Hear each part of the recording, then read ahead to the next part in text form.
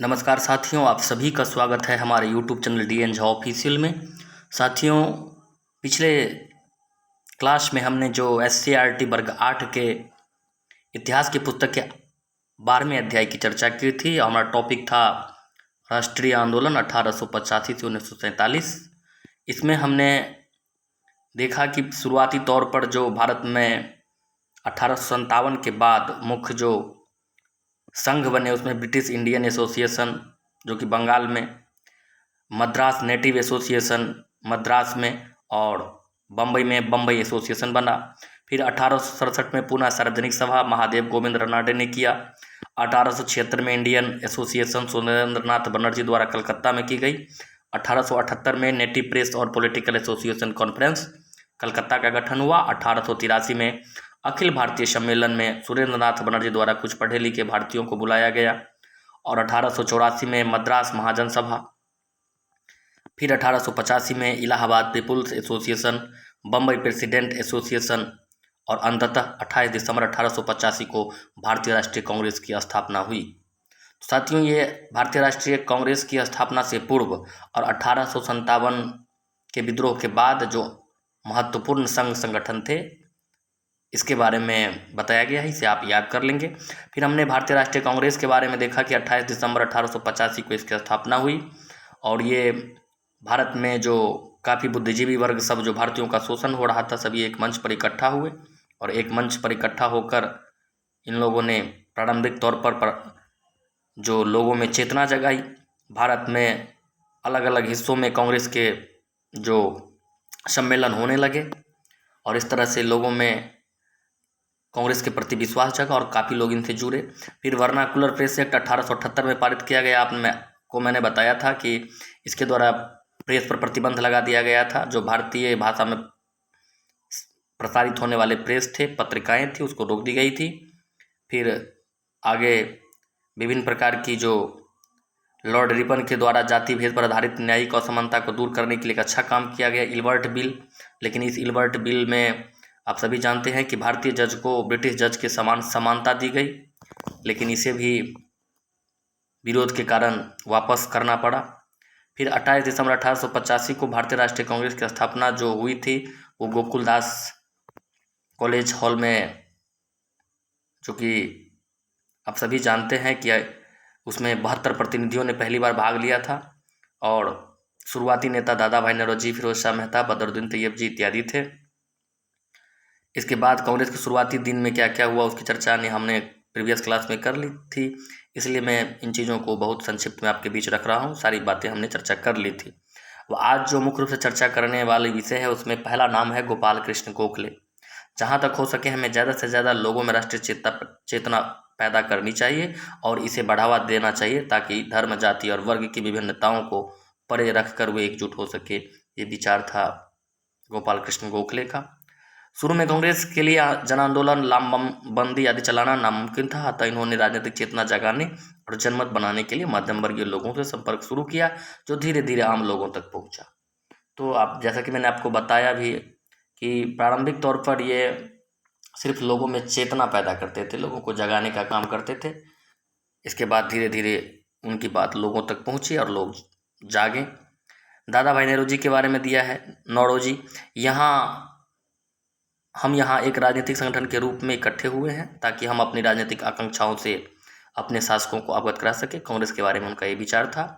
इसी से प्रश्न बनेंगे कि हम यहाँ एक राजनीतिक संगठन के रूप में इकट्ठे हुए हैं ताकि हम अपनी राजनीतिक आकांक्षाओं से अपने शासकों को अवगत करा सके। यह विचार किसका था? तो कहेंगे दादा भाई नौरोजी का। फिर WC बनर्जी, तो कांग्रेस का उद्देश्य भाईचारे के माध्यम से भारतीय जनता के बीच सभी तरह के जाति, वर्ग और क्षेत्रीय पूर्वाग्रहों को समाप्त करना और देश के लिए काम करने वाले के बीच भाईचारे और दोस्ती को मजबूत करना और मजबूत करना, ये भूपेश चंद्र बनर्जी जी का विचार था कांग्रेस के प्रति।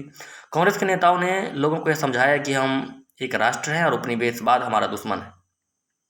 इसी दुश्मन के खिलाफ हमारा संघर्ष है। यह सही है कि उस समय के नेताओं ने ब्रिटिश शासन के खिलाफ कोई जन आंदोलन नहीं चलाया, लेकिन उन्होंने उपनिवेशवाद के खिलाफ वैचारिक लड़ाई की शुरुआत अवश्य की।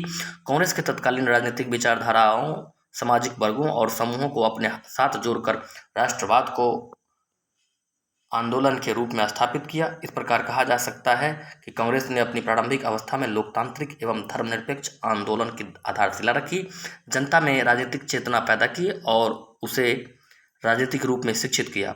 अपने प्रथम 20 वर्षों में कांग्रेस ने आंदोलन की जमीन तैयार करने का काम किया।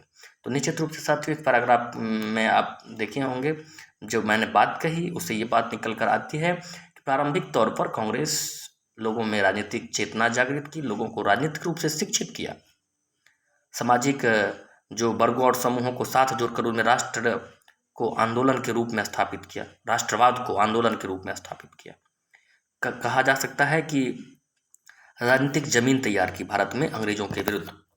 आगे बढ़ते हैं। स्वराज की चाहत। 19वीं सदी के अंतिम दशक आते आते कांग्रेस के ही बहुत सारे नेता ब्रिटिश शासन विरोधी राजनीतिक तौर तरीकों से असहमत दिखने लगे थे।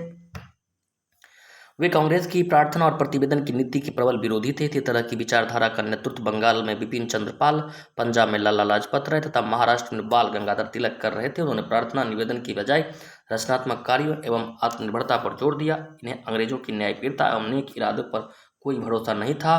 वे संगठन को ताकतवर और संगठित बनाना चाहते थे। तो आप देख सकते हैं तस्वीरों में लाल बाल पाल, ये लाला लाजपत राय थे जो महाराष्ट्र से, आप सभी वो पंजाब से थे, बिपिन चंद्र पाल जी बंगाल से थे और बाल गंगाधर तिलक महाराष्ट्र से थे। ये लोग अब कांग्रेस की विचारधारा से थोड़ा असहमत दिखने लगे। उन लोगों का मानना था कि अब हमें राजनीतिक रूप से उनका विरोध करना चाहिए। थोड़ी जो प्रार्थना और निवेदन के स्थान पर रचनात्मक कार्यों और आत्मनिर्भरता पर जोर देना चाहिए। संगठन को ताकतवर बनाना चाहते थे, संगठित करना चाहते थे। लाल बाल पाल संक्षिप्त रूप में इन्हें कहा जाता है। ताकि स्वराज के लिए अंग्रेजों से लड़ सके, तिलक ने नारा दिया, स्वराज मेरा जन्मसिद्ध अधिकार है और मैं इसे लेकर रहूंगा। इन नेताओं ने गांव गांव जाकर लोगों को संगठित किया तथा स्वराज के साथ साथ स्वदेशी की महत्ता पर भी बल दिया। तो अब सभी जानते हैं स्वराज मेरा जन्मसिद्ध अधिकार है और मैं इसे लेकर रहूंगा। बाल गंगाधर तिलक का ये महत्वपूर्ण नारा है। प्रतियोगी परीक्षाओं में ये प्रश्न बार बार रिपीट होते रहते हैं। आगे बढ़ते हैं। प्रार्थना एवं प्रतिवेदन की नीति क्या है, शिक्षकों से चर्चा करें। तो आप सभी जानते होंगे जो अंग्रेजों से प्री एंड पेटिशन जो लिखित रूप में मांग करते थे भारतीय नेता, कुछ रियायत देने को या अपनी समस्या को रखते थे, यही नीति है। आगे बढ़ते हैं। बंग भंग एवं स्वदेशी आंदोलन। लॉर्ड कर्जन ने राष्ट्रीय चेतना को कमजोर करने के लिए 1905 में बंगाल के विभाजन का आदेश निकाला। उस समय बंगाल के अंतर्गत बांग्लादेश, पश्चिम बंगाल, उड़ीसा, बिहार और झारखंड के प्रदेश थे। अंग्रेजों का तर्क था कि चूंकि यह प्रांत काफी बड़ा है तब प्रशासनिक सुविधा के लिए बंगाल का विभाजन अनिवार्य है।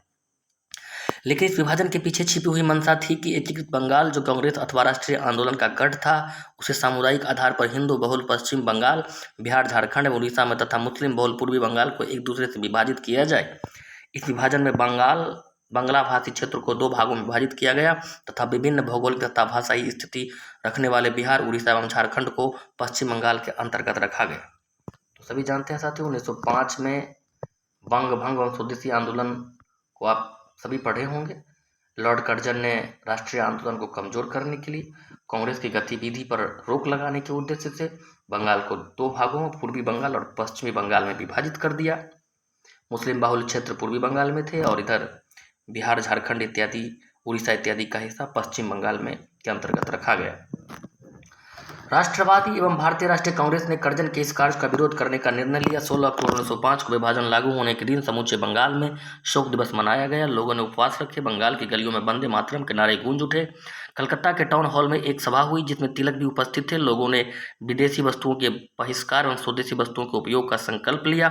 छात्रों ने स्कूल एवं कॉलेजों तथा वकीलों ने न्यायालयों का बहिष्कार किया। स्वदेशी आंदोलन में महिलाओं ने भी बढ़ चढ़कर भाग लिया। स्वदेशी आंदोलन को देश के कोने कोने में राष्ट्रवादियों ने फैलाने का निर्णय लिया। बंगाल से बाहर स्वदेशी आंदोलन का नेतृत्व तिलक और लाला लाजपत राय के हाथों में था। आप याद रखिएगा इसमें कि 16 अक्टूबर 1905 को बंगाल विभाजन लागू हुआ था। उस दिन शोक दिवस मनाया गया, लोगों ने उपवास रखा इत्यादि। ये बातें याद रखने योग्य है। बंगाल के बाहर स्वदेशी आंदोलन का नेतृत्व तिलक और लाला लाजपत राय के हाथों में था। सरकार ने दमन का सहारा लिया। आम सभाओं पर प्रतिबंध लगा दिए गए, अखबारों पर जुर्माना लगाया गया और राष्ट्रीय नेताओं को गिरफ्तार किया गया। तिलक को राजद्रोह के आरोप में फंसाकर 6 वर्षों के कारावास की सजा दी गई। आंदोलन धीरे धीरे कमजोर पड़ता गया, लेकिन युवा राष्ट्रवादियों में आक्रोश बरकरार था। ये लोग अंग्रेज अफसरों की हत्या करके उनके दमन का जवाब देना चाहते थे। देखिए, इसी आंदोलन के बाद तिलक को राजद्रोह का आरोप लगाकर 6 वर्षों के लिए जेल भेज दिया गया लेकिन उनके बाद भी राष्ट्रवादियों ने इसे बरकरार रखा। अंग्रेज अफसरों की हत्या करके वो लोग इस दमन का जवाब देना चाहते थे। अब सांप्रदायिकता का बीजारोपण। साथियों, अब इस टॉपिक की चर्चा अगली क्लास में करेंगे।